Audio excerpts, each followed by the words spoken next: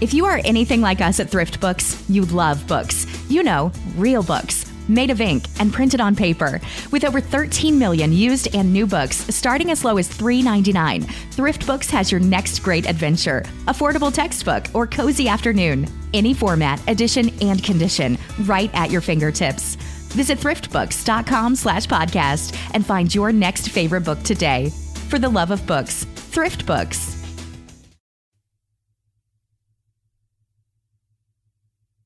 लीजिए सुनिए मुंशी प्रेमचंद के लिखे उपन्यास रंगभूमि के 43वें भाग का वाचन मेरी यानी समीर गोस्वामी की आवाज में। सोफिया के धार्मिक विचार, उसका आहार व्यवहार, रहन सहन, उसकी शिक्षा दीक्षा, ये सभी बातें ऐसी थीं जिनसे एक हिंदू महिला को घृणा हो सकती थी। पर इतने दिनों के अनुभव ने रानी जी की सभी शंकाओं का समाधान कर दिया। सोफिया अभी तक हिंदू धर्म में विधिवत दीक्षित न हुई थी, पर उसका आचरण पूर्ण रीति से हिंदू धर्म और हिंदू समाज के अनुकूल था। इस विषय में अब जाह्नवी को लेश मात्र भी संदेह न था। उन्हें अब अगर संदेह था तो ये कि दाम्पत्य प्रेम में फंसकर विनय कहीं अपने उद्देश्य को न भूल बैठे। इस आंदोलन में नेतृत्व का भार लेकर विनय ने इस शंका को भी निर्मूल सिद्ध कर दिया। रानी जी अब विवाह की तैयारियों में प्रवृत्त हुई। कुंवर साहब तो पहले ही से राजी थे। सोफिया की माता की रजामंदी आवश्यक थी। इंदु को कोई आपत्ति हो ही न सकती थी। अन्य संबंधियों की इच्छा या अनिच्छा की उन्हें कोई चिंता न थी। अतएव रानी जी एक दिन मिस्टर सेवक के मकान पर गईं कि इस संबंध को निश्चित कर लें। मिस्टर सेवक तो प्रसन्न हुए, पर मिसेस सेवक का मुंह न सीधा हुआ। उनकी दृष्टि में एक यूरोपियन का जितना आदर था, उतना किसी हिंदुस्तानी का न हो सकता था, चाहे वो कितना ही प्रभुताशाली क्यों न हो। वो जानती थी कि यहां साधारण से साधारण यूरोपियन की प्रतिष्ठा यहां के बड़े बड़े राजा से अधिक है। प्रभु सेवक ने यूरोप की राह ली, अब घर पर पत्र तक न लिखते थे। सोफिया ने इधर का रास्ता पकड़ा। जीवन की सारी अभिलाषाओं पर ओस पड़ गई। जाह्नवी के आग्रह पर क्रुद्ध होकर बोली, खुशी सोफिया की चाहिए। जब वो खुश है तो मैं अनुमति दूं या ना दूं, एक ही बात है। आता हूं। संतान के प्रति मुंह से जब निकलेगी शुभेच्छा ही निकलेगी, उसकी अनिष्ट कामना नहीं कर सकती। लेकिन क्षमा कीजिएगा, मैं विवाह संस्कार में सम्मिलित न हो सकूंगी। मैं अपने ऊपर बड़ा जब्र कर रही हूं कि सोफिया को शाप नहीं देती, नहीं तो ऐसी कुल कलंकनी लड़की का तो मर जाना ही अच्छा है, जो अपने धर्म से विमुख हो जाए। रानी जी को और कुछ कहने का साहस न हुआ। घर आकर उन्होंने एक विद्वान पंडित को बुलाकर सोफिया के धर्म और विवाह संस्कार का मुहूर्त निश्चित कर डाला। रानी जाह्नवी तो इन संस्कारों को धूमधाम से करने की तैयारियां कर रही थीं। उधर पाणिपुर का आंदोलन दिन दिन भीषण होता जाता था। मुआवजे के रुपए तो अब किसी के बाकी न थे, यद्यपि अभी तक मंजूरी न आई थी, और राजा महेंद्र कुमार को अपने पास से सभी आसामियों को रुपए देने पड़े थे। पर इन खाली मकानों को गिराने के लिए मजदूर न मिलते थे। दुगनी तिगुनी मजदूरी देने पर भी कोई मजदूर काम करने न आता था। अधिकारियों ने जिले के अन्य भागों से मजदूर बुलाए, पर जब वे आए और यहां की स्थिति देखी तो रातों रात भाग खड़े हुए। तब अधिकारियों ने सरकारी बर्गदाजों और तहसील के चपरासियों को बड़े बड़े प्रलोभन देकर काम करने के लिए तैयार किया। पर जब उनके सामने सैकड़ों युवक, जिनमें कितने ही ऊंचे कुलों के थे, हाथ बांधकर खड़े हो गए और विनय की कि भाइयों, ईश्वर के लिए फावड़े न चलाओ, और अगर चलाया ही चाहते हो तो पहले हमारी गर्दन पर चलाओ, तो उन सबों की भी काया पलट हो गई। दूसरे दिन से वे लोग फिर काम पर न आए। विनय और उनके सहकारी सेवक आजकल इस सत्याग्रह को अग्रसर करने में व्यस्त रहते थे। सूरदास सवेरे से संध्या तक झोपड़े के द्वार पर मूर्तिवत बैठा रहता। हवलदार और उसके सिपाहियों पर अदालत में अभियोग चल रहा था। घटना स्थल की रक्षा के लिए दूसरे जिले से सशस्त्र पुलिस बुलाई गई थी। वे सिपाही संगीन चढ़ाए 24 घंटे झोपड़ी के सामने वाले मैदान में टहलते रहते थे। शहर के 1000-2000 आदमी आठों पहर मौजूद रहते। एक जाता तो दूसरा आता। आने जाने वालों का तांता दिन भर न टूटता था। सेवक दल भी नायक राम के खाली बरामदे में आसन जमाए रहता था कि न जाने कब क्या उपद्रव हो जाए। राजा महेंद्र कुमार और सुपरिंटेंडेंट पुलिस दिन में 2-2 बार अवश्य आते थे, किंतु किसी कारण झोपड़ा गिराने का हुक्म न देते थे। जनता की ओर से उपद्रव का इतना भय न था जितना पुलिस की अवज्ञा का। हवलदार के व्यवहार से समस्त अधिकारियों के दिल में हौल समा गया था। प्रांतीय सरकार को यहां की स्थिति की प्रतिदिन सूचना दी जाती थी। सरकार ने भी आश्वासन दिया था कि शीघ्र ही गोरखों का एक रेजिमेंट भेजने का प्रबंध किया जाएगा। अधिकारियों की आशा अब गोरखों ही पर अवलंबित थी, जिनकी राजभक्ति पर उन्हें पूरा विश्वास था। विनय प्रायः दिन भर यहीं रहा करते थे। उनके और राजा साहब के बीच में अब नंगी तलवार का बीच था। वो विनय को देखते तो घृणा से मुंह फेर लेते। उनकी दृष्टि में विनय सूत्रधार था, सूरदास केवल कठपुतली। रानी जानवी ज्यों-ज्यों विवाह की तैयारियां करती थी और संस्कारों की तिथि समीप आती जाती थी, सोफिया का हृदय एक अज्ञात भय, एक अव्यक्त शंका, एक अनिष्ट चिंता से आच्छन्न होता जाता था। भय ये था कि कदाचित विवाह के पश्चात हमारा दाम्पत्य जीवन सुखमय न हो, हम दोनों को एक दूसरे के चरित्र दोष ज्ञात हों और हमारा जीवन दुखमय हो जाए। विनय की दृष्टि में सोफी निर्विकार, निर्दोष, उज्ज्वल, दिव्य, सर्वगुण संपन्ना देवी थी। सोफी को विनय पर इतना विश्वास न था। उसके तात्विक विवेचन ने उसे मानव चरित्र की विषमताओं से अवगत करा दिया था। उसने बड़े बड़े महात्माओं, ऋषियों, मुनियों, विद्वानों, योगियों और ज्ञानियों को, जो अपनी घोर तपस्याओं और साधनाओं से वासनाओं का दमन कर चुके थे, संसार के चिकने पर काई से ढके हुए तल पर फिसलते देखा था। वो जानती थी कि यद्यपि संयमशील पुरुष बड़ी मुश्किल से फिसलते हैं, मगर जब एक बार फिसल गए तो किसी तरह नहीं संभल सकते। उनकी कुंठित वासनाएं, उनकी पिंजरबद्ध इच्छाएं, उनकी संयत प्रवृत्तियां बड़े प्रबल वेग से प्रतिकूल दिशा की ओर चलती हैं। भूमि पर चलने वाला मनुष्य गिरकर फिर उठ सकता है, लेकिन आकाश में भ्रमण करने वाला मनुष्य गिरे तो उसे कौन रोकेगा? उसके लिए कोई आशा नहीं, कोई उपाय नहीं। सोफिया को भय होता था कि कहीं मुझे भी यही अप्रिय अनुभव न हो, कहीं वही स्थिति मेरे गले में न पड़ जाए। संभव है मुझ में कोई ऐसा दोष निकल आए जो मुझे विनय की दृष्टि में गिरा दे, वो मेरा अनादर करने लगे। ये शंका सबसे प्रबल, सबसे निराशामय थी।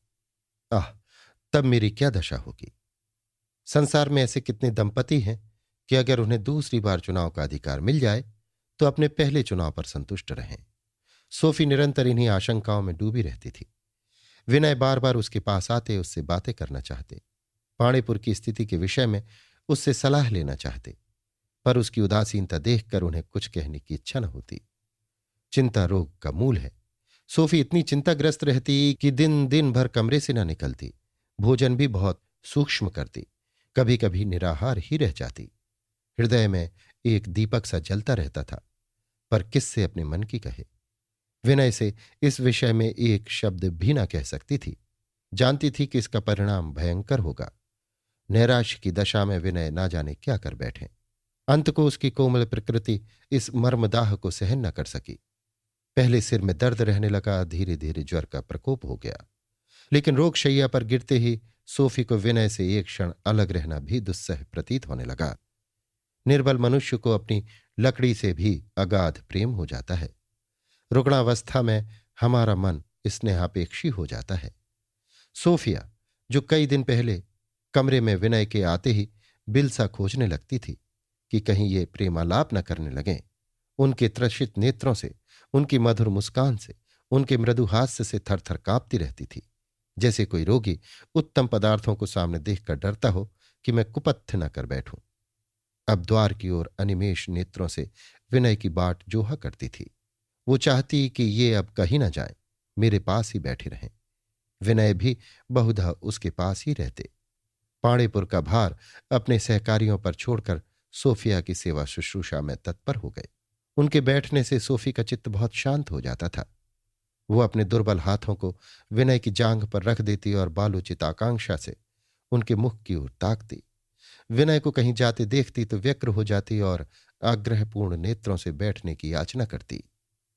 रानी जाह्नवी के व्यवहार में भी अब एक विशेष अंतर दिखाई देता था। स्पष्ट तो न कह सकती, पर संकेतों से विनय को पाणिपुर के सत्याग्रह में सम्मिलित होने से रोकती थी। इंद्रदत्त की हत्या ने उन्हें बहुत सशंक कर दिया था। उन्हें भय था कि उस हत्याकांड का अंतिम दृश्य उससे कहीं भयंकर होगा। और सबसे बड़ी बात तो ये थी कि विवाह का निश्चय होते ही विनय का सदुत्साह भी क्षीण होने लगा था। सोफिया के पास बैठकर उससे सांत्वनाप्रद बातें करना और उसकी अनुरागपूर्ण बातें सुनना उन्हें अब बहुत अच्छा लगता था। सोफिया की गुप्त याचना ने प्रमोदगारों को और भी प्रबल कर दिया। हम पहले मनुष्य हैं, पीछे देश सेवक। देशानुराग के लिए हम अपने मानवीय भावों की अवहेलना नहीं कर सकते। यह अस्वाभाविक है। निज पुत्र की मृत्यु का शोक जाति पर पड़ने वाली विपत्ति से कहीं अधिक होता है। निज शोक मर्मांतक होता है, जाति शोक निराशाजनक। निज शोक पर हम रोते हैं, जाति शोक पर चिंतित हो जाते हैं। एक दिन प्रातःकाल विनय डॉक्टर के यहां से दवा लेकर लौटे थे। सद्वैद्यों के होते हुए भी उनका विश्वास पाश्चात्य चिकित्सा ही पर अधिक था कि कुंवर साहब ने उन्हें बुला भेजा। विनय इधर महीनों से उनसे मिलने न गए थे। परस्पर मनोमालिन्य सा हो गया था। विनय ने सोफी को दवा पिलाई और तब कुंवर साहब से मिलने गए। वो अपने कमरे में टहल रहे थे। इन्हें देखकर बोले, तुम तो अब कभी आते ही नहीं। विनय ने उदासीन भाव से कहा, अवकाश नहीं मिलता। आपने कभी याद भी तो नहीं किया। मेरे आने से कदाचित आपका समय नष्ट होता है। कुंवर साहब ने इस व्यंग की परवाह न करके कहा, आज मुझे तुमसे एक महान संकट में राय लेनी है। सावधान होकर बैठ जाओ, इतनी जल्द छुट्टी ना होगी। विनय, फरमाइए, मैं सुन रहा हूं। कुंवर साहब ने घोर असमंजस के भाव से कहा, गवर्नमेंट का आदेश है कि तुम्हारा नाम रियासत से। ये कहते कहते कुंवर साहब रो पड़े। जरा देर में करुणा का उद्वेग कम हुआ तो बोले, मेरी तुमसे विनीत याचना है कि तुम स्पष्ट रूप से अपने को सेवक दल से पृथक कर लो और समाचार पत्रों में इसी आशय की एक विज्ञप्ति प्रकाशित कर दो।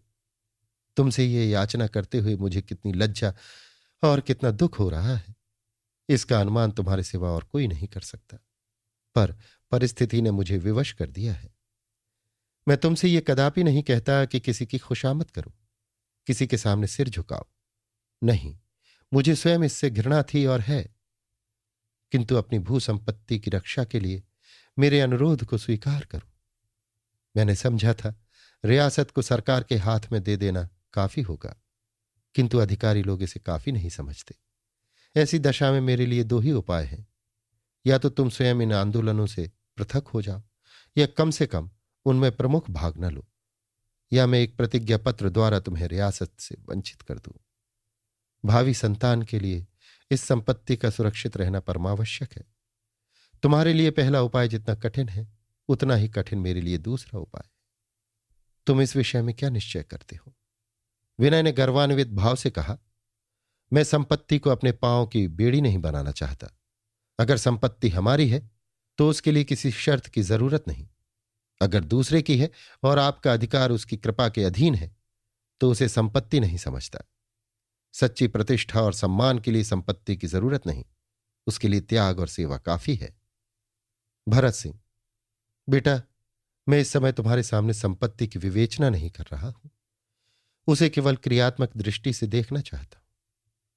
मैं इसे स्वीकार करता हूं कि किसी अंश में संपत्ति हमारी वास्तविक स्वाधीनता में बाधक होती है, किंतु इसका उज्ज्वल पक्ष भी तो है। जीविका की चिंताओं से निवृत्त और आदर तथा सम्मान का वो स्थान जिस पर पहुंचने के लिए असाधारण त्याग और सेवा की जरूरत होती है, मगर जो यहां बिना किसी परिश्रम के आप मिल जाता है। मैं तुमसे केवल इतना कहना चाहता हूं कि तुम इस संस्था से प्रत्यक्ष रूप से कोई संबंध न रखो। यों अप्रत्यक्ष रूप से उसकी जितनी सहायता करना चाहो कर सकते हो। बस अपने को कानून के पंजे से बचाए रहो। विनय, अर्थात कोई समाचार पत्र भी पढ़ूं तो छिपकर, किवाड़ बंद करके कि किसी को कानो कान खबर न हो। जिस काम के लिए पर्दे की जरूरत है, चाहे उसका उद्देश्य कितना ही पवित्र क्यों ना हो, वो अपमानजनक है। अधिक स्पष्ट शब्दों में मैं उसे चोरी कहने में भी कोई आपत्ति नहीं देखता। ये संशय और शंका से पूर्ण जीवन मनुष्य के सर्वोत्कृष्ट गुणों का ह्रास कर देता है। मैं वचन और कर्म की इतनी स्वाधीनता अनिवार्य समझता हूं जो हमारे आत्मसम्मान की रक्षा करे। इस विषय में मैं अपने विचार इससे स्पष्ट शब्दों में नहीं व्यक्त कर सकता। कुंवर साहब ने विनय को जलपूर्ण नेत्रों से देखा। उनमें कितनी उद्विग्नता भरी हुई थी। तब बोले, मेरी खातिर से इतना मान जाओ। विनय, आपके चरणों पर अपने को न्यौछावर कर सकता हूं, पर अपनी आत्मा की स्वाधीनता की हत्या नहीं कर सकता। विनय ये कहकर जाना ही चाहते थे कि कुंवर साहब ने पूछा, तुम्हारे पास रुपए तो बिल्कुल ना होंगे। विनय, मुझे रुपए की फिक्र नहीं। कुंवर, मेरी खातिर से ये लेते जाओ। उन्होंने नोटों का एक पुलिंदा विनय की तरफ बढ़ा दिया। विनय इनकार न कर सके। कुंवर साहब पर उन्हें दया आ रही थी। जब वो नोट लेकर कमरे से चले गए तो कुंवर साहब क्षोभ और निराशा से व्यथित होकर कुर्सी पर गिर पड़े। संसार उनकी दृष्टि में अंधेरा हो गया। विनय के आत्मसम्मान ने उन्हें रियासत का त्याग करने पर उद्यत तो कर दिया, पर उनके सम्मुख अब एक नई समस्या उपस्थित हो गई। वो जीविका की चिंता थी। संस्था के विषय में तो विशेष चिंता न थी, उसका भार देश पर था, और किसी जातीय कार्य के लिए भिक्षा मांगना भी लज्जा की बात नहीं। उन्हें इसका विश्वास हो गया था कि प्रयत्न किया जाए तो इस काम के लिए स्थायी कोष जमा किया जा सकता है। किंतु जीविका के लिए क्या हो? कठिनाई यह थी कि जीविका उनके लिए केवल दैनिक आवश्यकताओं की पूर्ति न थी, कुल परंपरा की रक्षा भी उसमें शामिल थी। अब तक इस प्रश्न की गुरुता का उन्होंने अनुमान न किया था। मन में किसी इच्छा के उत्पन्न होने की देर रहती है। अब जो आंखों के सामने ये प्रश्न अपना विशद रूप धारण करके आया तो वो घबरा उठे। संभव था कि अब भी कुछ काल तक माता पिता का वात्सल्य उन्हें इस चिंता से मुक्त रखता, किंतु इस क्षणिक आधार पर जीवन भवन का निर्माण तो नहीं किया जा सकता। फिर उनका आत्मगौरव ये कब स्वीकार कर सकता था कि अपनी सिद्धांत प्रियता और आदर्श भक्ति का प्रायश्चित माता पिता से कराएं? कुछ नहीं, ये निर्लज्जता है, निरी कायरता। मुझे कोई अधिकार नहीं कि अपने जीवन का भार माता पिता पर रखूं। उन्होंने इस मुलाकात की चर्चा माता से भी न की। मन ही मन डूबने उतराने लगे। और फिर अब अपनी ही चिंता न थी। सोफिया भी उनके जीवन का अंश बन चुकी थी, इसलिए ये चिंता और भी दाहक थी। माना कि सोफी मेरे साथ जीवन की बड़ी से बड़ी कठिनाई को सहन कर लेगी, लेकिन क्या ये उचित है कि उसे प्रेम का ये कठोर दंड दिया जाए? उसके प्रेम को इतनी कठिन परीक्षा में डाला जाए? वो दिन भर इन्हीं चिंताओं में मग्न रहे। ये विषय उन्हें असाध्य सा प्रतीत होता था। उनकी शिक्षा में जीविका के प्रश्न पर लेश मात्र भी ध्यान न दिया गया था। अभी थोड़े ही दिन पहले उनके लिए इस प्रश्न का अस्तित्व ही न था। वो स्वयं कठिनाइयों के अभ्यस्त थे। विचार किया कि जीवन पर्यंत सेवा व्रत का पालन करूंगा, किंतु सोफिया के कारण उनके सोचे हुए जीवन क्रम में काया पलट हो गई थी। जिन वस्तुओं का पहले उनकी दृष्टि में कोई मूल्य न था, वे अब परमावश्यक जान पड़ती थीं। प्रेम को विलास कल्पना ही से विशेष रुचि होती है। वो दुख और दरिद्रता के स्वप्न नहीं देखता। विनय सोफिया को एक रानी की भांति रखना चाहते थे। उसे जीवन की उन समस्त सुख सामग्रियों से परिपूरित कर देना चाहते थे जो विलास ने आविष्कृत की हैं, पर परिस्थितियां ऐसा रूप धारण करती थीं जिनसे वे उच्चाकांक्षाएं मटिया मैट हुई जाती थीं। चारों ओर विपत्ति और दरिद्रता का ही कंटकमय विस्तार दिखाई पड़ रहा था। इस मानसिक उद्वेग की दशा में वो कभी सोफी के पास आते, कभी अपने कमरे में जाते, कभी गुमसुम, उदास, मलिन मुख, निष्प्रभ, उत्साहहीन, मानो कोई बड़ी मंजिल मारकर लौटे हों। पाणीपुर से बड़ी भयप्रद सूचनाएं आ रही थीं। आज कमिश्नर आ गया, आज गोरखों का रेजिमेंट आ पहुंचा, आज गोरखों ने मकानों को गिराना शुरू किया और लोगों के रोकने पर उन्हें पीटा, आज पुलिस ने सेवकों को गिरफ्तार करना शुरू किया, 10 सेवक पकड़ लिए गए, आज 20 पकड़े गए। आज हुक्म दिया गया है कि सड़क से सूरदास की झोपड़ी तक कांटेदार तार लगा दिया जाए, कोई वहां जा ही नहीं सकता। विनय ये खबरें सुनते थे और किसी पंखहीन पक्षी की भांति एक बार तड़प कर रह जाते थे। इस भांति एक सप्ताह बीत गया और सोफी का स्वास्थ्य सुधरने लगा। उसके पैरों में इतनी शक्ति आ गई कि पांव पांव बगीचे में टहलने जाती थी। भोजन में रुचि हो गई। मुखमंडल पर आरोग्य की कांति झलकने लगी। विनय की भक्तिपूर्ण सेवा ने उस पर संपूर्ण विजय प्राप्त कर ली थी। वे शंकाएं जो उसके मन में पहले उठती रहती थीं, शांत हो गई थी। प्रेम के बंधन को सेवा ने और भी सुदृढ़ कर दिया था। इस कृतज्ञता को वो शब्दों से नहीं, आत्मसमर्पण से प्रकट करना चाहती थी। विनय सिंह को दुखी देखकर कहती, तुम मेरे लिए इतने चिंतित क्यों होते हो? मैं तुम्हारे ऐश्वर्य और संपत्ति की भूखी नहीं हूं, जो मुझे तुम्हारी सेवा करने का अवसर न देगी, जो तुम्हें भावहीन बना देगी। इससे मुझे तुम्हारा गरीब रहना कहीं ज्यादा पसंद है। ज्यों ज्यों उसकी तबीयत संभलने लगी, उसे ये ख्याल आने लगा कि कहीं लोग मुझे बदनाम न करते हों कि इसी के कारण विनय पाणीपुर नहीं जाते। इस संग्राम में वो भाग नहीं लेते जो उनका कर्तव्य है। आग लगाकर दूर खड़े तमाशा देख रहे हैं। लेकिन ये ख्याल आने पर भी उसकी इच्छा न होती कि विनय वहां जाए। एक दिन इंदु उसे देखने आई। बहुत खिन्न और विरक्त हो रही थी। उसे अब अपने पति से इतनी अश्रद्धा हो गई थी कि इधर हफ्तों से उसने उनसे बात तक न की थी। यहां तक कि अब वो खुले खुले उनकी निंदा करने से भी न हिचकती थी। वो भी उससे न बोलते थे। बातों बातों में विनय से बोली। उन्हें तो हाकिमों की खुशामद ने चौपट किया, पिताजी को संपत्ति प्रेम ने चौपट किया। क्या तुम्हें भी मोह चौपट कर देगी? क्यों सोफी, तुम इन्हें एक क्षण के लिए भी कैद से मुक्त नहीं करती? अगर अभी से इनका ये हाल है तो विवाह हो जाने पर क्या होगा? तब तो ये कदाचित दीन दुनिया कहीं के भी न होंगे। भौरे की भांति तुम्हारा प्रेम रसपान करने में उन्मत्त रहेंगे। सोफिया बहुत लज्जित हुई, कुछ जवाब न दे सकी। उसकी ये शंका सत्य निकली कि विनय की उदासीनता का कारण मैं ही समझी जा रही हूं। लेकिन कहीं ऐसा तो नहीं है कि विनय अपनी संपत्ति की रक्षा के विचार से मेरी बीमारी का बहाना लेकर इस संग्राम से पृथक रहना चाहते हो? ये कुत्सित भाव बलात् उसके मन में उत्पन्न हुआ। वो इसे हृदय से निकाल देना चाहती थी, जैसे हम किसी घृणित वस्तु की ओर से मुंह फेर लेते हैं। लेकिन इस आक्षेप को अपने सिर से दूर करना आवश्यक था। झेपते हुए बोली, मैंने तो कभी मना नहीं किया। इंदु, मना करने के कई ढंग हैं। सोफिया, अच्छा तो मैं आपके सामने कह रही हूं कि मुझे इनके वहां जाने में कोई आपत्ति नहीं है, बल्कि इसे मैं अपने और इनके दोनों ही के लिए गौरव की बात समझती हूं। अब मैं ईश्वर की दया और इनकी कृपा से अच्छी हो गई हूं और इन्हें विश्वास दिलाती हूं कि इनके जाने से मुझे कोई कष्ट न होगा। मैं स्वयं 2-4 दिन में जाऊंगी। इंदु ने विनय की ओर साहस नेत्रों से देखकर कहा, लो, अब तो तुम्हें कोई बाधा नहीं रही। तुम्हारे वहां रहने से सब काम सुचारू रूप से होगा और संभव है कि शीघ्र ही अधिकारियों को समझौता कर लेना पड़े।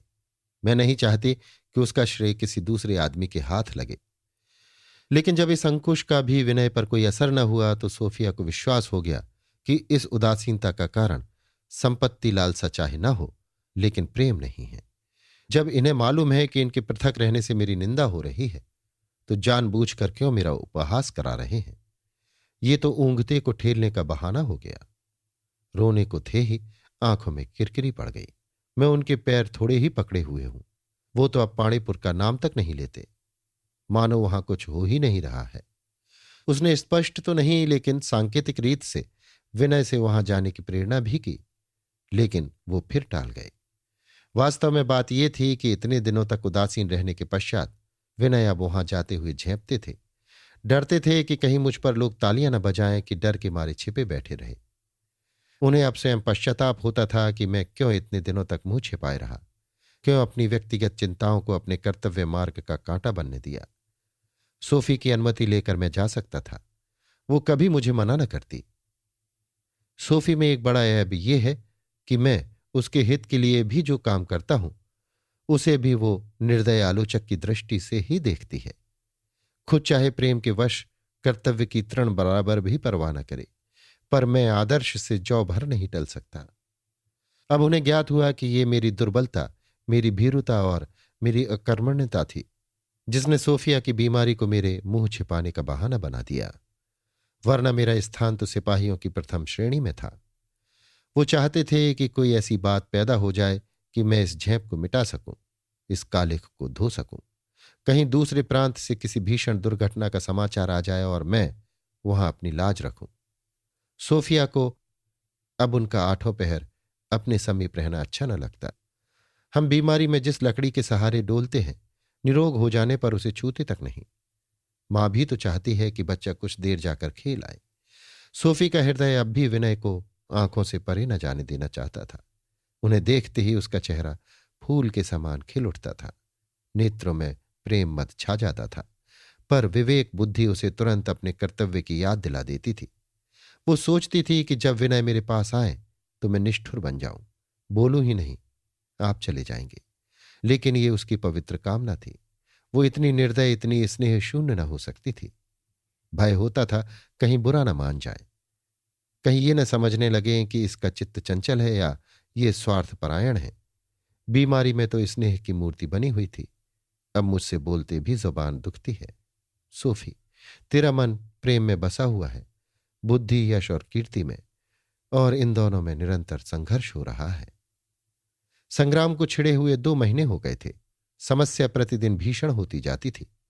स्वयं सेवकों की पकड़ धकड़ से संतुष्ट न होकर गोरखों ने अब उन्हें शारीरिक कष्ट देना शुरू कर दिया था। अपमान भी करते थे और अपने अमानुषिक कृत्यों से उनको भयभीत कर देना चाहते थे। पर अंधे पर बंदूक चलाने या झोपड़े में आग लगाने की हिम्मत न पड़ती थी। क्रांति का भय न था, विद्रोह का भय न था। भीषण से भीषण विद्रोह भी उनको आशंकित न कर सकता था। भय था हत्याकांड का। न जाने कितने गरीब मर जाएं, न जाने कितना हाहाकार मच जाए। पाषाण हृदय भी एक बार रक्त प्रवाह से कांप उठता है। सारे नगर में गली गली घर घर यही चर्चा होती रहती थी। सहस्त्र नगरवासी रोज वहां पहुंच जाते, केवल तमाशा देखने नहीं, बल्कि एक बार उस पर्णकुटी और उसके चक्षुहीन निवासी का दर्शन करने के लिए, और अवसर पड़ने पर अपने से जो कुछ हो सके कर दिखाने के लिए। सेवकों की गिरफ्तारी से उनकी उत्सुकता और भी बढ़ गई थी। आत्मसमर्पण की हवा सी चल पड़ी थी। तीसरा पहर था। एक आदमी डोंडी पीटता हुआ निकला। विनय ने नौकर को भेजा कि क्या बात है। उसने लौटकर कहा, सरकार का हुक्म हुआ है कि आज से शहर का कोई आदमी पाणीपुर न जाए। सरकार उसकी प्राण रक्षा की जिम्मेदार न होगी। विनय ने सचिंत भाव से कहा, आज कोई नया आघात होने वाला है। सोफिया, मालूम तो ऐसा ही होता है। विनय, शायद सरकार ने संग्राम का अंत करने का निश्चय कर लिया है। सोफिया, ऐसा ही जान पड़ता है। विनय, भीषण रक्तपात होगा। सोफिया, अवश्य होगा। सहसा एक वॉलंटियर ने आकर विनय को नमस्कार किया और बोला, आज तो उधर का रास्ता बंद कर दिया गया है। मिस्टर क्लार्क राजपूताना से जिलाधीश की जगह आ गए हैं। मिस्टर सेनापति मुअत्तल कर दिए गए हैं। विनय, अच्छा, मिस्टर क्लार्क आ गए, कब आए? सेवक, आज ही चार्ज लिया है। सुना जाता है उन्हें सरकार ने इसी कार्य के लिए विशेष रीति से यहां नियुक्त किया है। विनय, तुम्हारे कितने आदमी वहां होंगे? सेवक, कोई 50 होंगे। विनय कुछ सोचने लगे। सेवक ने कई मिनट बाद पूछा, आप कोई विशेष आज्ञा देना चाहते हैं? विनय ने जमीन की तरफ ताकते हुए कहा, बरबस आग में मत कूदना और यथासाध्य जनता को सड़क पर जाने से रोकना। सेवक, आप भी आएंगे? विनय ने कुछ खिन्न होकर कहा, देखा जाएगा। सेवक के चले जाने के पश्चात विनय कुछ देर तक शोकमग्न रहे। समस्या थी, जाऊं या न जाऊं। दोनों पक्षों में तर्क वितर्क होने लगा। मैं जाकर क्या कर लूंगा? अधिकारियों की जो इच्छा होगी वो तो अवश्य ही करेंगे। अब समझौते की कोई आशा नहीं। लेकिन ये कितना अपमानजनक है कि नगर के लोग तो वहां जाने के लिए उत्सुक हों और मैं, जिसने ये संग्राम छेड़ा, मुंह छिपाकर बैठ रहूं। इस अवसर पर मेरा तटस्थ रहना मुझे जीवन पर्यंत के लिए कलंकित कर देगा। मेरी दशा महेंद्र कुमार से भी गई बीती हो जाएगी। लोग समझेंगे कायर है। एक प्रकार से मेरे सार्वजनिक जीवन का अंत हो जाएगा। लेकिन बहुत संभव है आज भी गोलियां चलें। अवश्य चलेंगी। कौन कह सकता है क्या होगा? सोफिया किसकी होकर रहेगी? मैंने व्यर्थ जनता में ये भाव जगाया। अंधे का झोपड़ा गिर गया होता और सारी कथा समाप्त हो जाती। मैंने ही सत्याग्रह का झंडा खड़ा किया, नाग को जगाया, सिंह के मुंह में उंगली डाली। उन्होंने अपने मन का तिरस्कार करते हुए सोचा, आज मैं इतना कायर क्यों हो गया हूं? क्या मैं मौत से डरता हूं? मौत से क्या डर? मरना तो एक दिन है ही। क्या मेरे मरने से देश सूना हो जाएगा? क्या मैं ही कर्णधार हूं? क्या कोई दूसरी वीर प्रसू माता देश में है ही नहीं? सोफिया कुछ देर तक टकटकी लगाए उनके मुंह की ओर ताकती रही। अकस्मात वो उठ खड़ी हुई और बोली, मैं वहां जाती हूं। विनय ने भयातुर होकर कहा, आज वहां जाना दुस्साह है। सुना नहीं, सारे नाके बंद कर दिए गए हैं। सोफिया, स्त्रियों को कोई न रोकेगा। विनय ने सोफिया का हाथ पकड़ लिया और अत्यंत प्रेम विनीत भाव से कहा, प्रिय, मेरा कहना मानो, आज मत जाओ। अच्छे रंग नहीं है, कोई अनिष्ट होने वाला है। सोफिया, इसीलिए तो मैं जाना चाहती हूं। औरों के लिए भय बाधक न हो तो मेरे लिए भी क्यों हो? विनय, क्लार्क का आना बुरा हुआ। सोफिया, इसीलिए मैं और जाना चाहती हूं। मुझे विश्वास है कि मेरे सामने वो कोई पैशाचिक आचरण न कर सकेगा। इतनी सज्जनता अभी उसमें है। ये कहकर सोफिया अपने कमरे में गई और अपना पुराना पिस्तौल सलूके की जेब में रखा। गाड़ी तैयार करने को पहले ही कह दिया था। वो बाहर निकली तो गाड़ी तैयार खड़ी थी। जाकर विनय सिंह के कमरे में झांका, वो वहां न थे। तब वो द्वार पर कुछ देर खड़ी रही। एक अज्ञात शंका ने, किसी अमंगल के पूर्वाभास ने उसके हृदय को आंदोलित कर दिया। वो अपने कमरे में लौट जाना चाहती थी कि कुंवर साहब आते हुए दिखाई दिए। सोफी डरी कि ये कुछ पूछ न बैठे, तुरंत गाड़ी में आ बैठी और कोचवान को तेज चलने का हुक्म दिया। लेकिन जब गाड़ी कुछ दूर निकल गई तो वो सोचने लगी कि विनय कहाँ चले गए। कहीं ऐसा तो नहीं हुआ कि वो मुझे जाने पर तत्पर देखकर मुझसे पहले ही चल दिए हों। उसे मनस्ताप होने लगा कि मैं नाहक यहां आने को तैयार हुई। विनय की आने की इच्छा न थी, वो मेरे ही आग्रह से आए हैं। ईश्वर, तुम उनकी रक्षा करना।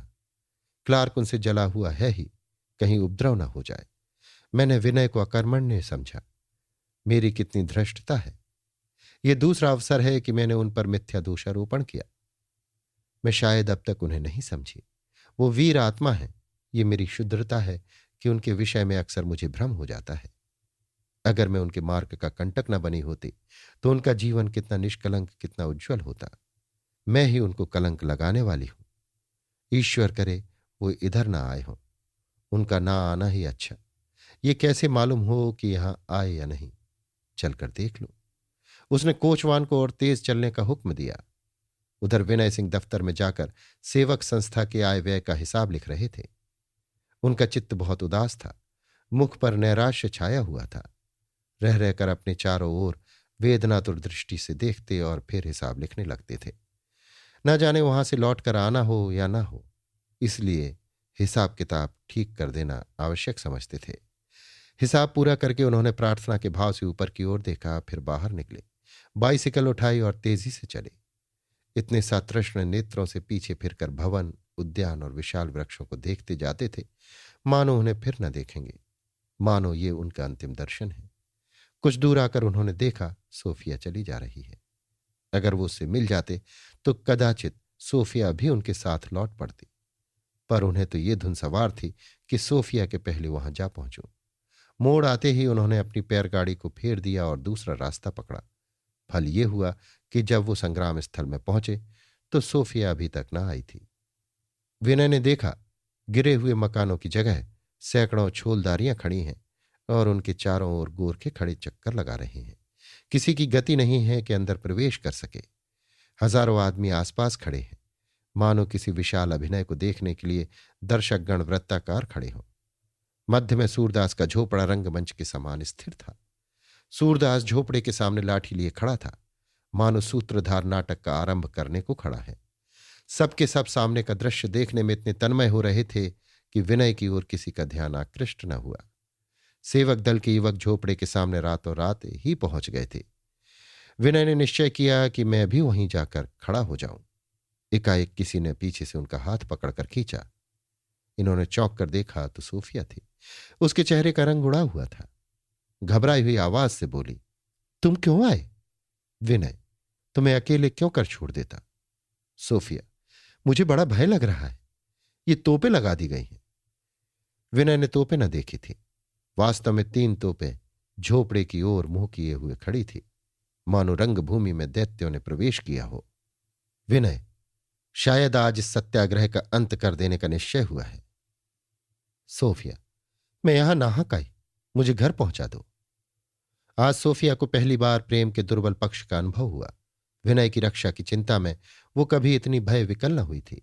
जानती थी कि विनय का कर्तव्य, उनका गौरव, उनका श्रेय यहीं रहने में है, लेकिन ये जानते हुए भी उन्हें यहां से हटा ले जाना चाहती थी। अपने विषय में कोई चिंता न थी। अपने को वो बिल्कुल भूल गई थी। विनय, हां, तुम्हारा यहां रहना जोखिम की बात है। मैंने पहले ही मना किया था, तुमने ना माना। सोफिया विनय का हाथ पकड़कर गाड़ी पर बैठा देना चाहती थी कि सहसा इंदुरानी की मोटर आ गई। मोटर से उतरकर वो सोफिया के पास आई। बोली, क्यों सोफी, जाती हो क्या? सोफिया ने बात बनाकर कहा, नहीं, जाती नहीं हूं, जरा पीछे हट जाना चाहती हूं। सोफिया को इंदु का आना कभी इतना नागवार न मालूम हुआ था। विनय को भी बुरा मालूम हुआ। बोले, तुम क्यों आई? इंदु, इसलिए कि तुम्हारे भाई साहब ने आज पत्र द्वारा मुझे मना कर दिया था। विनय, आज की स्थिति बहुत नाजुक है। हम लोगों के धैर्य और साहस की आज कठिनतम परीक्षा होगी। इंदु, तुम्हारे भाई साहब ने तो उस पत्र में यही बात लिखी थी। विनय, क्लार्क को देखो कितनी निर्दयता से लोगों को हंटर मार रहा है, किंतु कोई हटने का नाम भी नहीं लेता। जनता का संयम और धैर्य अब अंतिम बिंदु तक पहुंच गया है। कोई नहीं कह सकता कि कब क्या हो जाए। साधारण जनता इतनी स्थिरचित्त और दृढ़ व्रत हो सकती है, इसका आज विनय को अनुभव हुआ। प्रत्येक व्यक्ति प्राण हथेली पर लिए हुए मालूम होता था। इतने में नायक राम किसी ओर से आ गए और विनय को देखकर विस्मय से पूछा, आज तुम इधर कैसे भूल पड़े भैया? इस प्रश्न में कितना व्यंग्य, कितना तिरस्कार, कितना उपहास था। विनय ऐठ कर रह गए। बात टालकर बोले, क्लार्क बड़ा निर्दयी है। नायक राम ने अंगूछा उठाकर विनय को अपनी पीठ दिखाई। गर्दन से कमर तक एक नीली रक्तमय रेखा खींची हुई थी, मानो किसी नोकदार कील से खुरच लिया गया हो। विनय ने पूछा, ये घाव कैसे लगा? नायक राम, अभी ये हंटर खाए चला आता हूं। आज जीता बचा तो समझूंगा। क्रोध तो ऐसा आया कि टांग पकड़कर नीचे घसीट लूं, लेकिन डरा कि कहीं गोली न चल जाए तो नाहक सब आदमी भुन जाए। तुमने तो इधर आना ही छोड़ दिया। औरत का माया जाल बड़ा कठिन है। सोफिया ने इस कथन का अंतिम वाक्य सुन लिया।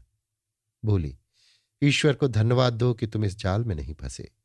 सोफिया की चुटकी ने नायक राम को गुदगुदा दिया। सारा क्रोध शांत हो गया। बोले, भैया मिस साहब को जवाब दो। मुझे मालूम तो है, लेकिन कहते नहीं बनता। हाँ, कैसे? विनय, क्यों? तुम्ही ने तो निश्चय किया था कि अब स्त्रियों के नगीच न जाऊंगा। ये बड़ी बेवफा होती हैं। उसी दिन की बात है जब मैं सोफी की लताड़ सुनकर उदयपुर जा रहा था। नायक राम लज्जित होकर, वाह भैया, तुमने तो मेरे ही सिर झोंक दिया। विनय, और क्या कहूं? सच कहने में क्या संकोच? खुश हो तो मुसीबत, नाराज हो तो मुसीबत। नायक राम, बस भैया मेरे मन की बात कही। ठीक यही बात है। हर तरह मर्दों ही पर मार। राजी हो तो मुसीबत, नाराज हो तो उससे भी बड़ी मुसीबत। सोफिया, जब औरत इतनी बेपत्ती है तो पुरुष क्यों उसे अपने सिर मढ़ते हैं? जिसे देखो वही उसके पीछे दौड़ता है। क्या दुनिया के सभी पुरुष मूर्ख हैं? किसी को बुद्धि नहीं छू गई? नायक राम, भैया मिस साहब ने तो मेरे सामने पत्थर लुढ़का दिया। बात तो सच्ची है कि जब औरत इतनी बड़ी विपत है तो लोग क्यों उसके पीछे हैरान रहते हैं? एक की दुर्दशा देखकर दूसरा क्यों नहीं सीखता? बोलो भैया, है कुछ जवाब? विनय, जवाब क्यों नहीं है? एक तो तुम्ही ने मेरी दुर्दशा से सीख लिया, तुम्हारी भांति और भी कितने ही पड़े होंगे। नायक राम हंसकर, भैया तुमने फिर मेरे ही सिर डाल दिया। ये तो कुछ ठीक जवाब न बन पड़ा। विनय, ठीक वही है जो तुमने आते ही आते कहा था कि औरत का माया जाल बड़ा कठिन है। मनुष्य स्वभावतः विनोदशील है। ऐसी विडंबना में भी उसे हंसी सूझती है। फांसी पर चढ़ने वाले मनुष्य भी हंसते देखे गए हैं। यहां ये ही बातें हो रही थी कि मिस्टर क्लार्क घोड़ा उछालते आदमियों को हटाते कुचलते आ पहुंचे।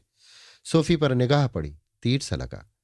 टोपी ऊपर उछालकर बोले, ये वही नाटक है या कोई दूसरा शुरू कर दिया? नश्तर से भी तीव्र, पत्थर से भी कठोर, निर्दय वाक्य था। मिस्टर क्लार्क ने अपने मनोगत नैराश, दुख, अविश्वास और क्रोध को इन 4 शब्दों में कूट कूट कर भर दिया था। सूफी ने तत्क्षण उत्तर दिया, नहीं, बिल्कुल नया। तब जो मित्र थे वे ही अब शत्रु हैं। क्लार्क व्यंग समझकर तिलमिला उठे। बोले, ये तुम्हारा अन्याय है। मैं अपनी नीति से जौ भर भी नहीं हटा। सोफी, किसी को एक बार शरण देना और दूसरी बार उसी पर तलवार उठाना क्या एक ही बात है? जिस अंधे के लिए कल तुमने यहां के रईसों का विरोध किया था, बदनाम हुए थे, दंड भोगा था, उसी अंधे की गर्दन पर तलवार चलाने के लिए आज राजपुताने से दौड़ आए हो। क्या दोनों एक ही बात है? क्लार्क, हां मिस सेवक, दोनों एक ही बात है। हम यहां शासन करने के लिए आते हैं, अपने मनोभावों और व्यक्तिगत विचारों का पालन करने के लिए नहीं। जहाज से उतरते ही हम अपने व्यक्तित्व को मिटा देते हैं। हमारा न्याय, हमारी सहृदयता, हमारी सदिच्छा, सबका एक ही अभीष्ट है। हमारा प्रथम और अंतिम उद्देश्य शासन करना है। मिस्टर क्लार्क का लक्ष्य सोफी की ओर इतना नहीं जितना विनय की ओर था। वो विनय को अलक्षित रूप से धमका रहे थे। खुले हुए शब्दों में उनका आशय यही था कि हम किसी के मित्र नहीं हैं, हम यहां राज्य करने आए हैं और जो हमारे कार्य में बाधक होगा उसे हम उखाड़ फेंकेंगे। सोफी ने कहा, अन्यायपूर्ण शासन शासन नहीं, युद्ध है। क्लार्क, तुमने फावड़े को फावड़ा कह दिया। हम में इतनी सज्जनता है। अच्छा, मैं तुमसे फिर मिलूंगा। ये कहकर उन्होंने घोड़े को एड़ लगाई। सोफिया ने उच्च स्वर से कहा, नहीं, कदापि ना आना, मैं तुमसे नहीं मिलना चाहती।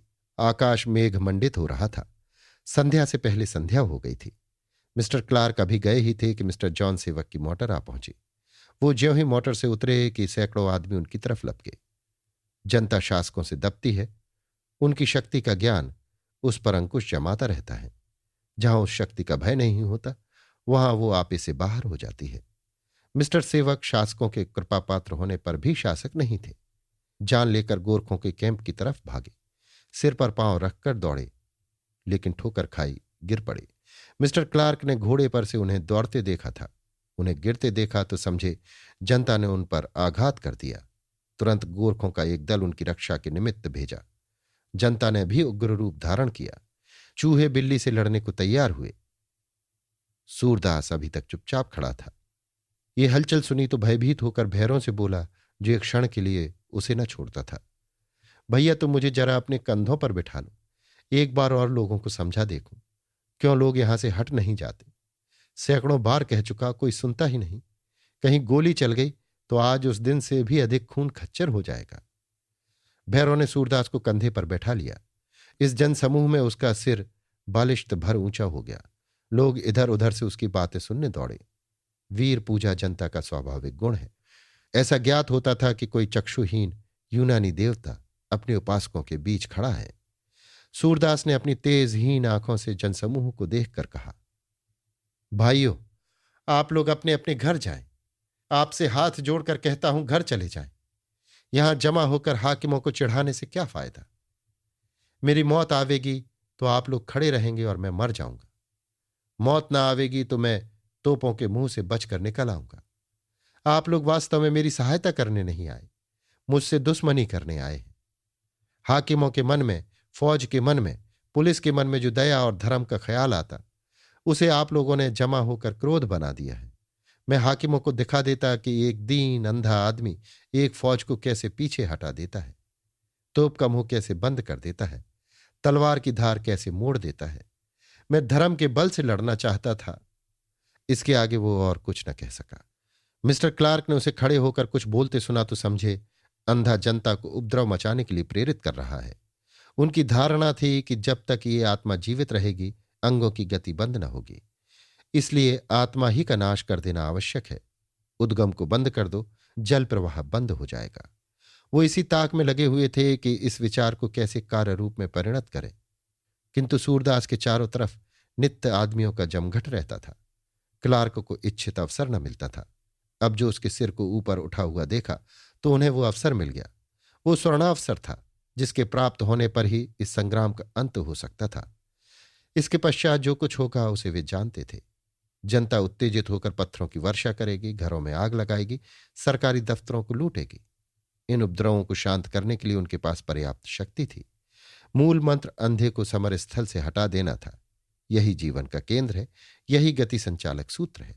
उन्होंने जेब से पिस्तौल निकाली और सूरदास पर चला दिया। निशाना अचूक पड़ा।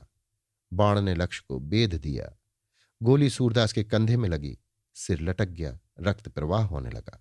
भैरों उसे संभाल न सका, वो भूमि पर गिर पड़ा। आत्मबल पशुबल का प्रतिकार न कर सका। सोफिया ने मिस्टर क्लार्क को जेब से पिस्तौल निकालते और सूरदास को लक्ष्य करते देखा था। उसको जमीन पर गिरते देखकर समझी घातक ने अपना अभीष्ट पूरा कर लिया। फिटन पर खड़ी थी, नीचे कूद पड़ी और हत्या क्षेत्र की ओर चली, जैसे कोई माता अपने बालक को किसी आने वाली गाड़ी की चपेट में देखकर दौड़े। विनय उसके पीछे पीछे उसे रोकने के लिए दौड़े। वो कहते जाते थे, सोफी, ईश्वर के लिए वहां न जाओ, मुझ पर इतनी दया करो। देखो, गोरखे बंदूकें संभाल रहे हैं। हाय, तुम नहीं मानती। ये कहकर उन्होंने सोफी का हाथ पकड़ लिया और अपनी ओर खींचा, लेकिन सोफी ने एक झटका देकर अपना हाथ छुड़ा लिया और फिर दौड़ी। उसे इस समय कुछ न सूझता था। न गोलियों का भय था, न संगीनों का। लोग उसे दौड़ते देखकर आप रास्ते से हटते जाते थे। गोरखों की दीवार सामने खड़ी थी, पर सोफी को देखकर वे भी हट गए। मिस्टर क्लार्क ने पहले ही ताकीद कर दी थी कि कोई सैनिक रमणियों से छेड़छाड़ न करे। विनय इस दीवार को न चीर सके। तरल वस्तु छिद्र के रास्ते निकल गई, ठोस वस्तु न निकल सकी। सोफी ने जाकर देखा तो सूरदास के कंधे से रक्त प्रवाहित हो रहा था। अंग शिथिल पड़ गए थे, मुख विवर्ण हो रहा था, पर आंखें खुली हुई थी और उनमें से पूर्ण शांति, संतोष और धैर्य की ज्योति निकल रही थी। क्षमा थी, क्रोध या भय का नाम न था। सोफी ने तुरंत रूमाल निकालकर रक्त प्रवाह को बंद किया और कंपित स्वर में बोली, इन्हें अस्पताल भेजना चाहिए, अभी प्राण है, संभव है बच जाएं। भैरव ने उसे गोद में उठा लिया। सोफिया उसे अपनी गाड़ी तक लाई, उस पर सूरदास को लिटा दिया। आप गाड़ी पर बैठ गई और कोचवान को शफा खाने चलने का हुक्म दिया। जनता नैराश और क्रोध से उन्मत्त हो गई। हम भी यहीं मर मिटेंगे। किसी को इतना होश न रहा कि वह मर मिटने से अपने सिवा किसी दूसरे की क्या हानि होगी। बालक मचलता है तो जानता है कि माता मेरी रक्षा करेंगी। यहां कौन माता थी जो इन मचलने वालों की रक्षा करेगी? लेकिन क्रोध में विचारपट बंद हो जाता है। जन समुदाय का वो अपार सागर उमड़ता हुआ गोरखों की ओर चला। सेवक दल के युवक घबराए हुए इधर उधर दौड़ते फिरते थे, लेकिन उनके समझाने का किसी पर असर न होता था। लोग दौड़ दौड़कर ईंट और कंकड़ पत्थर जमा कर रहे थे। खंडहरों में मलबे की क्या कमी। देखते देखते जगह जगह पत्थरों के ढेर लग गए। विनय ने देखा अब अनर्थ हुआ चाहता है। आन की आन में सैकड़ों जानों पर बन आएगी। तुरंत एक गिरी हुई दीवार पर चढ़कर बोले, मित्रों, ये क्रोध का अवसर नहीं है, प्रतिकार का अवसर नहीं है, सत्य की विजय पर आनंद और उत्सव मनाने का अवसर है। एक आदमी बोला, अरे ये तो कुंवर विनय सिंह है। दूसरा, वास्तव में आनंद मनाने का अवसर है, उत्सव मनाइए, विवाह मुबारक। तीसरा, जब मैदान साफ हो गया तो आप मुर्दों की लाश पर आंसू बहाने के लिए पधारे हैं। चाहिए शयनागार में रंग उड़ाइए, ये कष्ट क्यों उठाते हैं? विनय, हाँ, ये उत्सव मनाने का अवसर है कि अब भी हमारी पतित दलित पीड़ित जाति में इतना विलक्षण आत्मबल है कि एक निस्सहाय अपंग नेत्रहीन भिखारी शक्ति संपन्न अधिकारियों की इतनी वीरता से सामना कर सकता है। एक आदमी ने व्यंग्य भाव से कहा, एक बेकस अंधा जो कुछ कर सकता है वो राजे रईस नहीं कर सकते। दूसरा, राजभवन में जाकर शयन कीजिए, देर हो रही है, हम अभागों को मरने दीजिए। तीसरा, सरकार से कितना पुरस्कार मिलने वाला है? चौथा, आप ही ने तो राजपुताने में दरबार का पक्ष लेकर प्रजा को आग में झोंक दिया था। विनय, भाइयों, मेरी निंदा का समय फिर मिल जाएगा। यद्यपि मैं कुछ विशेष कारणों से इधर आपका साथ न दे सका, लेकिन ईश्वर जानता है मेरी सहानुभूति आप ही के साथ थी। मैं एक क्षण के लिए भी आपकी तरफ से गाफिल न था। एक आदमी, यारो यहां खड़े क्या बकवास कर रहे हो? कुछ दम हो तो चलो कट मरे। दूसरा, ये व्याख्यान झाड़ने का अवसर नहीं है। आज हमें यह दिखाना है कि हम न्याय के लिए कितनी वीरता से प्राण दे सकते हैं। तीसरा, चलकर गोरखों के सामने खड़े हो जाओ, कोई कदम पीछे न हटावे, वहीं अपनी लाशों का ढेर लगा दो, बाल बच्चों को ईश्वर पर छोड़ो। चौथा, यह तो नहीं होता कि आगे बढ़कर ललकारें कि कायरों का रक्त भी खौलने लगे। हमें समझाने चले हैं, मानो हम देखते नहीं कि सामने फौज बंदूकें भरे खड़ी है और एक बाढ़ में कत्ल आम कर देगी। पांचवा, भाई, हम गरीबों की जान सस्ती होती है, रईस ज्यादे होते तो हम भी दूर दूर से खड़े तमाशा देखते। छठा, इससे कहो जाकर चुल्लू भर पानी में डूब मरे, हमें इसके उपदेशों की जरूरत नहीं, उंगली में लहू लगाकर शहीद बनने चले हैं। ये अपमानजनक व्यंग्यपूर्ण कटुवाक्य विनय के उर स्थल में बाण के सदृश चुभ गए। हा हतभाग, मेरे जीवन पर्यंत के सेवानुराग त्याग संयम का यही फल है। अपना सर्वस्व देश सेवा की वेदी पर आहुति देकर रोटियों को मोहताज होने का यही पुरस्कार है। क्या रियासत का कलंक मेरे माथे से कभी न मिटेगा? वो भूल गए, मैं यहां जनता की रक्षा करने आया हूं। गोरखे सामने हैं, मैं यहां से हटा और एक क्षण में पैशाचिक नरहत्या होने लगेगी।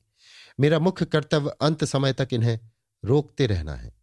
कोई मुजायका नहीं अगर इन्होंने ताने दिए, अपमान किया, कलंक लगाया, दुर्वचन कहे। मैं अपराधी हूं, अगर नहीं हूं तो भी मुझे धैर्य से काम लेना चाहिए। ये सभी बातें वो भूल गए।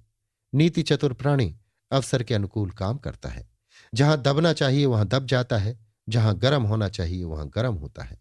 उसे मान अपमान का हर्ष या दुख नहीं होता। उसकी दृष्टि निरंतर अपने लक्ष्य पर रहती है। वो अविरल गति से, अदम्य उत्साह से उसी ओर बढ़ता है। किंतु सरल, लज्जाशील, निष्कपट आत्माएं मेघों के समान होती हैं, जो अनुकूल वायु पाकर पृथ्वी को तृप्त कर देते हैं और प्रतिकूल वायु के वेग से छिन्न भिन्न हो जाते हैं। नीतिज्ञ के लिए अपना लक्ष्य ही सब कुछ है। आत्मा का उसके सामने कुछ मूल्य नहीं। गौरव संपन्न प्राणियों के लिए अपना चरित्र बल ही सर्वप्रधान है। वे अपने चरित्र पर किए गए आघातों को सह नहीं सकते।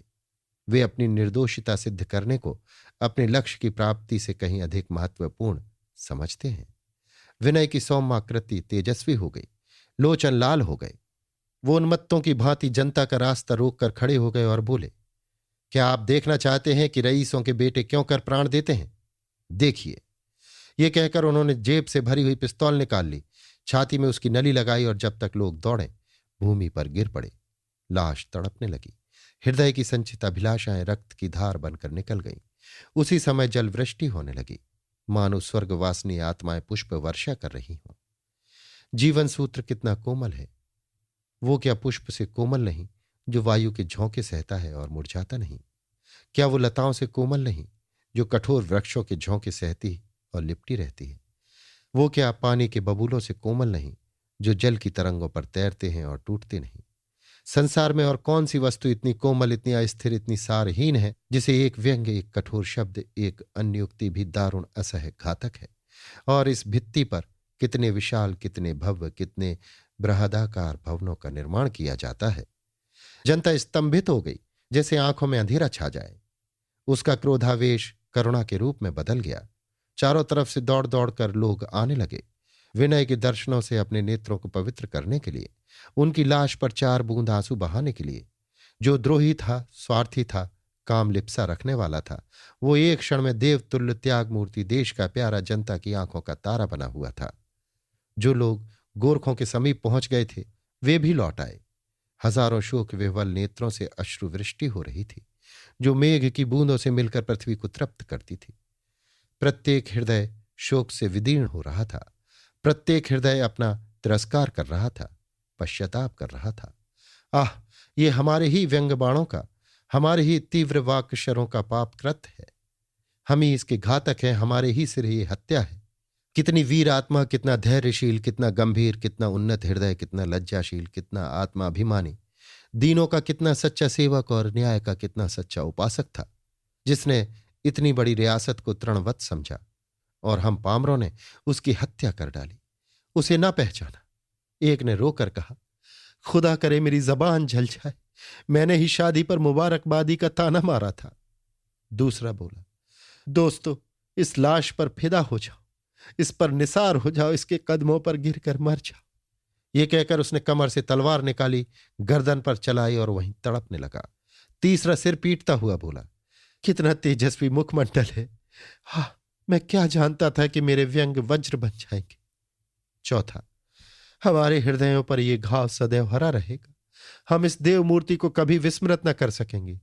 कितनी शूरता से प्राण त्याग दिए, जैसे कोई एक पैसा निकालकर किसी भिक्षुक के सामने फेंक दे। राजपुत्रों में ये ही गुण होते हैं, वो अगर जीना जानते हैं तो मरना भी जानते। रईसों की यही पहचान है कि बात पर मर मिटे। अंधेरा छाया जाता था, पानी मूसलाधार बरस रहा था। कभी जरा देर के लिए बूंदें हल्की पड़ जाती, फिर जोरों से गिरने लगती, जैसे कोई रोने वाला थककर जरा दम ले ले और फिर रोने लगे। पृथ्वी ने पानी में मुंह छिपा लिया था। माता मुंह पर आंचल डाले रो रही थी। रह रहकर टूटी हुई दीवारों के गिरने का धमाका होता था, जैसे कोई धम धम छाती पीट रहा हो। क्षण क्षण बिजली कौंदती थी, मानो आकाश के जीव चीत्कार कर रहे हो। दम के दम में चारों तरफ ये शोक समाचार फैल गया। इंदु मिस्टर जॉन सेवक के साथ थी। ये खबर पाते ही मूर्छित होकर गिर पड़ी। विनय के शव पर एक चादर तान दी गई थी। दीपकों के प्रकाश में उनका मुख अब भी पुष्प के समान विहसित था। देखने वाले आते थे, रोते थे और शोक समाज में खड़े हो जाते थे। कोई कोई फूलों की माला रख देता था। वीर पुरुष यों ही मरते हैं। अभिलाषाएं उनके गले की जंजीर नहीं होती, विषय वासना उनके पैरों की बेड़ियां नहीं होती। उन्हें इसकी चिंता नहीं होती कि मेरे पीछे कौन हंसेगा और कौन रोएगा। उन्हें इसका भय नहीं होता कि मेरे बाद काम कौन संभालेगा। ये सब संसार से चिमटने वालों के बहाने हैं। वीर पुरुष मुक्तात्मा होते हैं। जब तक जीते हैं निर्द्वंद जीते हैं, मरते हैं तो निर्द्वंद मरते हैं। इस शोक वृतांत को क्यों तूल दें। जब बेगानों की आंखों से आंसू और हृदय से आह निकल पड़ती थी तो अपनों का कहना ही क्या। नायक राम सूरदास के साथ शफा खाने गए थे। लौटे ही थे कि ये दृश्य देखा। एक लंबी सांस खींचकर विनय के चरणों पर सिर रख दिया और बिलख बिलख कर रोने लगे। जरा चित्त शांत हुआ तो सोफी को खबर देने चले, जो अभी शफा खाने ही में थी। नायक राम रास्ते भर दौड़ते हुए गए, पर सोफी के सामने पहुंचे तो गला इतना फंस गया था कि मुंह से एक भी शब्द न निकला। उसकी ओर ताकते हुए सिसक सिसक कर रोने लगे। सोफी के हृदय में शूल सा उठा। अभी नायक राम गए और उल्टे पांव लौट आए। जरूर कोई अमंगल सूचना है। पूछा, क्या है पंडा जी? ये पूछते ही उसका कंठ भी रुंध गया। नायक राम की सिसकियां आर्तनाद हो गईं। सोफी ने दौड़कर उनका हाथ पकड़ लिया और आवेश कंपित कंठ से पूछा, क्या विनय? ये कहते कहते शोकातिरेक की दशा में शफा खाने से निकल पड़ी और पाणीपुर की ओर चली। नायक राम आगे आगे लालटेन दिखाते हुए चले। वर्षा ने जल थल एक कर दिया था। सड़क के किनारे के वृक्ष जो अब पानी में खड़े थे, सड़क का चिन्ह बता रहे थे। सोफी का शोक एक ही क्षण में आत्मग्लानि के रूप में बदल गया। हाय, मैं ही हत्यारिन हूं। क्यों आकाश से वज्र गिरकर मुझे भस्म नहीं कर देता? क्यों कोई सांप जमीन से निकलकर मुझे डस नहीं लेता? क्यों पृथ्वी फटकर मुझे निगल नहीं जाती? हाय, आज मैं वहां न गई होती तो वो कदापि न जाते। मैं क्या जानती थी कि विधाता मुझे सर्वनाश की ओर लिए जाता है। मैं दिल में उन पर झुंझला रही थी। मुझे ये संदेह भी हो रहा था कि ये डरते हैं। ये सब मेरे कारण हुआ। मैं ही अपने सर्वनाश का कारण हूं। मैं अपने हाथों लुट गई। मैं उनके प्रेम के आदर्श को न पहुंच सकी। फिर उसके मन में विचार आया, कहीं खबर झूठी ना हो, उन्हें चोट लगी हो और वो संज्ञा शून्य हो गए हो। काश मैं एक बार उनके वचनामृत से अपने हृदय को पवित्र कर लेती। नहीं नहीं, वो जीवित है। ईश्वर मुझ पर इतना अत्याचार नहीं कर सकता। मैंने कभी किसी प्राणी को दुख नहीं पहुंचाया। मैंने कभी उस पर अविश्वास नहीं किया।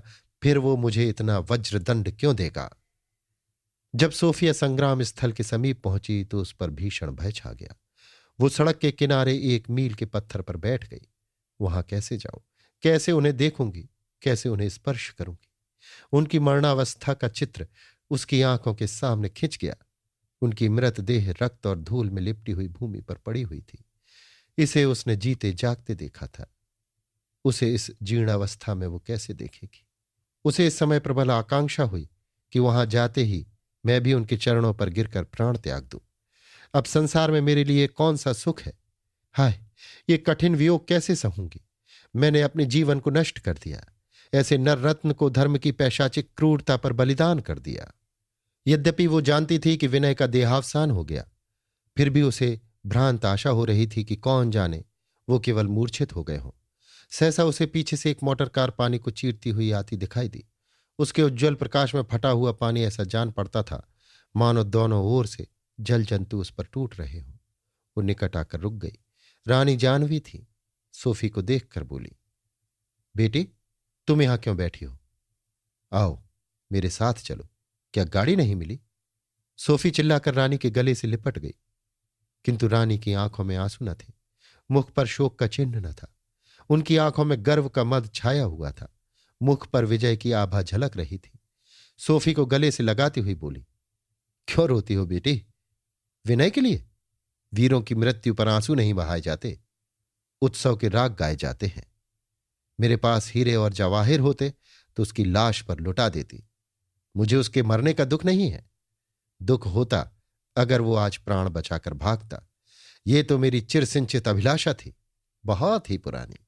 जब मैं युवती थी और वीर राजपूतों तथा राजपुतानियों के आत्मसमर्पण की कथाएं पढ़ा करती थी, उसी समय मेरे मन में ये कामना अंकुरित हुई थी कि ईश्वर मुझे भी कोई ऐसा ही पुत्र देता जो उन्हीं वीरों की भांति मृत्यु से खेलता, जो अपना जीवन देश और जाति हित के लिए हवन कर देता, जो अपने कुल का मुख उज्ज्वल करता। मेरी वो कामना पूरी हो गई। आज मैं एक वीर पुत्र की जननी हूं। क्यों रोती हो? इससे उसकी आत्मा को क्लेश होगा। तुमने तो धर्म ग्रंथ पढ़े हैं। मनुष्य कभी मरता है?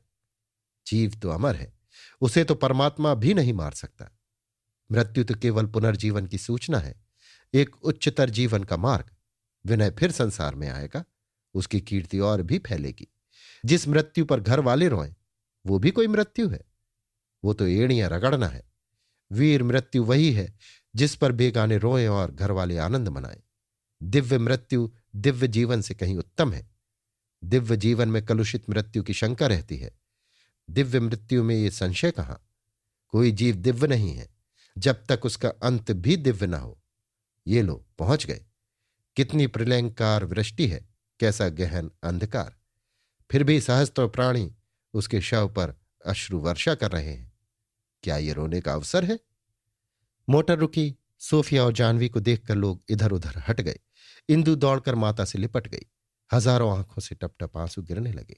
जानवी ने विनय का मस्तक अपनी गोद में लिया, उसे छाती से लगाया, उसका चुंबन किया और शोक सभा की ओर गर्वयुक्त नेत्रों से देखकर बोली, ये युवक जिसने विनय पर अपने प्राण समर्पित कर दिए, विनय से बढ़कर है।